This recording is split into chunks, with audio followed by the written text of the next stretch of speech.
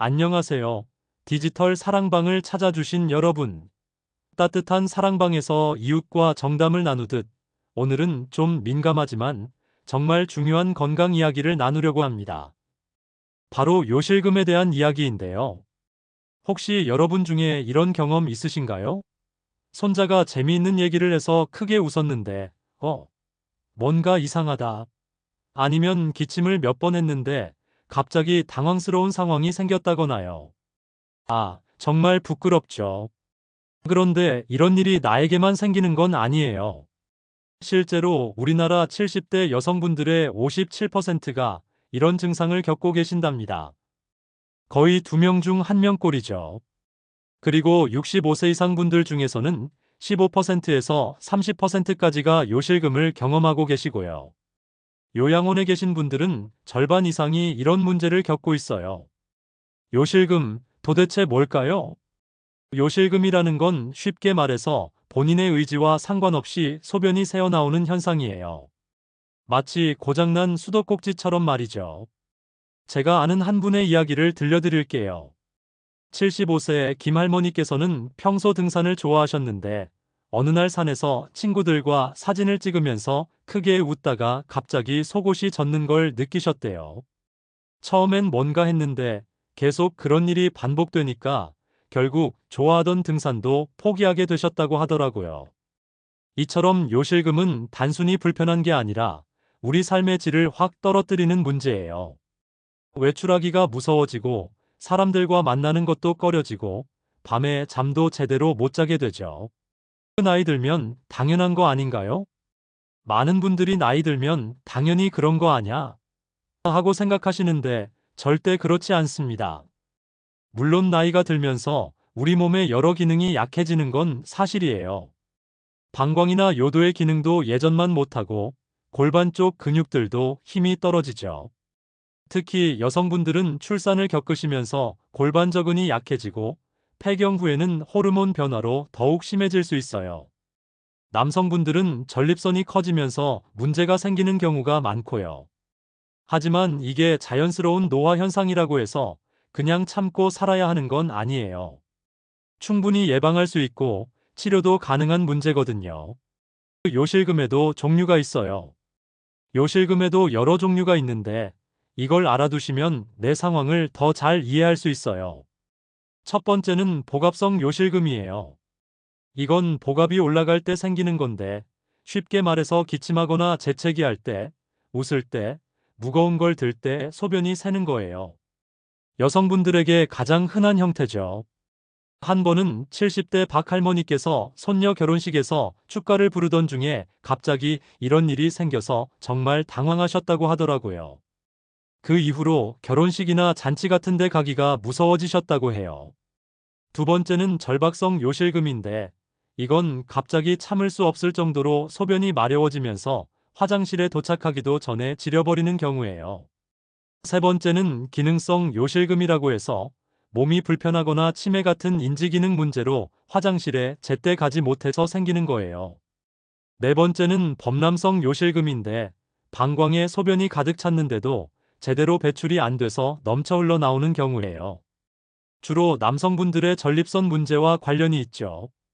마지막으로 혼합성 요실금은 이런 여러 가지 원인들이 복합적으로 나타나는 경우인데 여러분과 같은 시니어층에서는 이게 가장 흔해요. 요실금이 우리 삶에 미치는 영향은 정말 심각해요.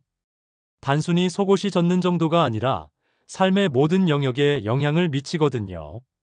우선 잠을 제대로 못 자게 돼요. 밤에 자다가도 계속 화장실 생각이 나고 혹시 이불을 적시지 않을까 걱정되니까 깊이 잠들지 못하죠. 그러다 보니 낮에 피곤하고 짜증도 늘어나고요. 외출도 꺼려지게 돼요. 화장실 있는 곳만 찾아다니게 되고 여행이나 외식 같은 걸 즐기기 어려워져요. 제가 아는 한 분은 평소 독서 모임에서 활발하게 활동하시던 분인데 요실금이 시작되면서 점점 모임 참석을 기피하시더라고요. 혹시 냄새가 날까봐, 혹시 다른 사람들이 눈치챌까봐 걱정이 되셨던 거죠. 이렇게 되면 자연스럽게 사회적으로 고립되고 우울한 마음이 들어요. 실제로 연구에 따르면 요실금이 있는 여성 노인의 60% 이상이 우울 증상을 함께 경험한다고 해요. 또 넘어질 위험도 커져요. 급하게 화장실에 가려다가 넘어지는 경우가 많거든요. 특히 밤에 불 안 켜고 가다가 사고 나는 경우가 정말 많아요. 하지만 희망이 있어요. 이렇게 들으면 정말 우울해지실 텐데, 다행히 요실금은 충분히 관리할 수 있는 문제예요. 가장 중요한 건 바로 케겔 운동이에요. 케겔 운동이라는 게 뭐냐 하면 골반저 근육을 강화하는 운동인데요. 쉽게 말해서 항문을 오므리는 느낌으로 힘을 주었다가 빼는 운동이에요. 이게 정말 신기한 게 언제 어디서든 할 수 있어요. 버스 기다리면서도 할 수 있고, TV 보면서도 할 수 있고, 심지어 누워서도 할 수 있거든요. 방법은 간단해요. 항문과 질 주변 근육에 3-5초간 힘을 주었다가 3-5초간 힘을 빼는 걸 반복하는 거예요. 하루에 3번, 한 번에 8-10회씩 하면 되고요. 실제로 연구 결과를 보면 요양시설에 계신 여성분들이 이런 근력 강화 운동을 15주 동안 꾸준히 하신 결과 요실금이 현저히 줄어들었다고 해요. 제가 아는 한 분은 케겔 운동을 하루도 빠뜨리지 않고 6개월 동안 하셨는데 처음에는 기침만 해도 소변이 샜는데 지금은 손자들과 실컷 웃어도 전혀 문제 없다고 하시더라고요. 방광 훈련도 중요해요. 케겔 운동과 함께 중요한 게 방광 훈련이에요. 이건 배뇨 습관을 규칙적으로 만드는 거예요. 우리 중에 소변이 마려우면 참았다가 나중에 한꺼번에 보는 분들이 계시잖아요. 그런데 이게 방광에 좋지 않아요. 대신 3-4시간 간격으로 규칙적으로 화장실에 가는 습관을 들이시는 게 좋아요. 마렵지 않아도 시간이 되면 가보시는 거죠. 그리고 배뇨 일지를 쓰시는 것도 도움이 돼요. 언제 화장실에 갔는지, 얼마나 자주 갔는지, 어떤 상황에서 문제가 생겼는지 기록해 보시는 거예요. 그러면 자신의 패턴을 알 수 있고 의사 선생님께 상담받을 때도 정확한 정보를 제공할 수 있어요. 한 연구에서는 방광 훈련을 받은 환자의 82%가 증상이 호전됐다고 보고하기도 했어요. 생활 습관 개선이 핵심이에요. 운동 못지않게 중요한 게 생활 습관 개선이에요. 우선 수분 섭취를 적절히 해야 해요. 많은 분들이 소변 때문에 물을 아예 안 드시려고 하는데 이건 오히려 독이에요. 수분이 부족하면 방광염이 생기기 쉽고 변비도 심해져서 요실금이 더 악화될 수 있거든요. 하루에 1.5리터에서 2리터 정도는 드셔야 하는데 대신 저녁 늦은 시간에는 좀 줄이시는 게 좋아요. 그리고 커피나 녹차, 탄산음료 같은 것들은 방광을 자극해서 요실금을 악화시킬 수 있어요. 매운 음식이나 신 음식도 마찬가지고요. 술과 담배는 당연히 끊으시는 게 좋겠죠. 체중 관리도 중요해요. 살이 찌면 배에 압력이 늘어나서 요실금이 더 심해질 수 있거든요. 변비도 요실금의 적이에요. 변을 볼 때 너무 힘을 주면 골반저근에 무리가 가거든요. 섬유질이 많은 음식을 드시고 적당한 운동을 하셔서 변비를 예방하시는 게 좋아요. 집 안 환경도 중요해요. 특히 밤에 화장실 가는 길에 넘어지는 사고가 많거든요. 화장실 가는 길에 조명을 켜두시고 바닥에 물건 같은 거 치워두세요. 화장실 문 손잡이도 잘 돌아가는지 확인해 보시고요.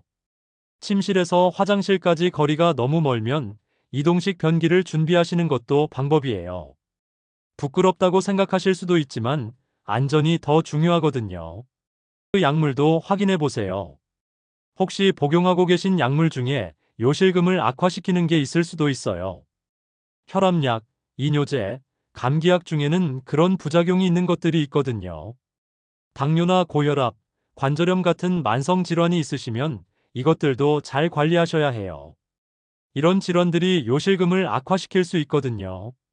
치료법도 다양해요. 만약 운동이나 생활습관 개선만으로는 부족하다면 의학적인 치료를 받으실 수도 있어요. 약물 치료도 있고요. 방광의 과도한 수축을 억제하는 약들이 개발되어 있어요. 물리치료나 바이오 피드백 같은 방법도 있고요. 이런 건 케겔 운동을 더 정확하고 효과적으로 할 수 있도록 도와주는 거예요. 심한 경우에는 수술적 치료도 가능해요. 요즘은 TOT라고 하는 간단한 시술이 있는데 60세 이상 여성에서 90% 이상의 성공률을 보이고 있어요. 남성분들도 전립선 관련 수술로 많이 좋아지고 계세요. 제가 아는 분들 중에 성공적으로 요실금을 극복하신 분들의 이야기를 들려드릴게요. 72세 이 할머니께서는 처음에는 외출하기가 무서워서 집에만 계셨는데 케겔 운동을 꾸준히 하시고 방광 훈련을 하신 후 6개월 만에 다시 시장도 가시고 친구들과 만나실 수 있게 되셨어요. 68세 김 할아버지는 전립선 문제로 요실금이 심하셨는데 약물 치료와 함께 생활 습관을 개선하신 후 많이 좋아지셨어요. 지금은 다시 낚시도 다니시고 등산도 하세요. 가장 중요한 건 부끄러워하지 마시는 거예요. 요실금은 정말 흔한 문제이고 충분히 치료 가능한 문제예요. 많은 분들이 창피하다고 생각해서 병원에 가기를 꺼려 하시는데 그러면 오히려 상황이 더 나빠질 수 있어요. 요즘은 치매안심센터나 보건소에서도 요실금 관련 프로그램을 운영하고 있어요. 운동 교육도 해주고 필요한 용품도 지원해주고요. 가족분들의 이해와 지지도 정말 중요해요. 혹시 부모님이나 배우자가 이런 문제로 고생하고 계시다면 절대 무시하거나 당연하다고 생각하지 마세요. 함께 해결책을 찾아보시고 운동도 같이 하시고 필요하면 병원에도 함께 가주세요. 서로 격려하고 응원해주는 것만으로도 큰 힘이 돼요. 정리하자면 요실금은 노년기에 흔하게 생기는 문제지만 절대 그냥 참고 살아야 하는 게 아니에요. 케겔 운동을 꾸준히 하시고 규칙적인 배뇨 습관을 만드시고 생활 습관을 개선하시면 충분히 좋아질 수 있어요. 환경도 안전하게 만드시고 필요하면 전문가의 도움도 받으시고요. 가장 중요한 건 포기하지 마시는 거예요. 건강한 노년을 위해서는 이런 문제들을 적극적으로 해결해 나가는 자세가 필요해요. 여러분 모두가 더 활기차고 건강한 노년을 보내셨으면 좋겠어요. 오늘 말씀드린 내용들 중에서 당장 실천할 수 있는 것부터 하나씩 시작해 보세요. 케겔 운동은 지금 당장도 할 수 있잖아요. 그리고 혹시 증상이 있으시다면 부끄러워하지 마시고 전문가와 상담받아 보세요. 여러분의 삶의 질이 훨씬 좋아질 거예요. 그리고 오늘 영상이 도움이 되셨다면 좋아요 버튼을 눌러주시고 앞으로도 유용한 건강 정보를 받아보고 싶으시다면 구독과 알림 설정도 부탁드려요. 디지털 사랑방에서 더 많은 이웃분들과 건강한 정보를 나눌 수 있도록 도와주세요. 오늘도 건강한 하루 보내세요.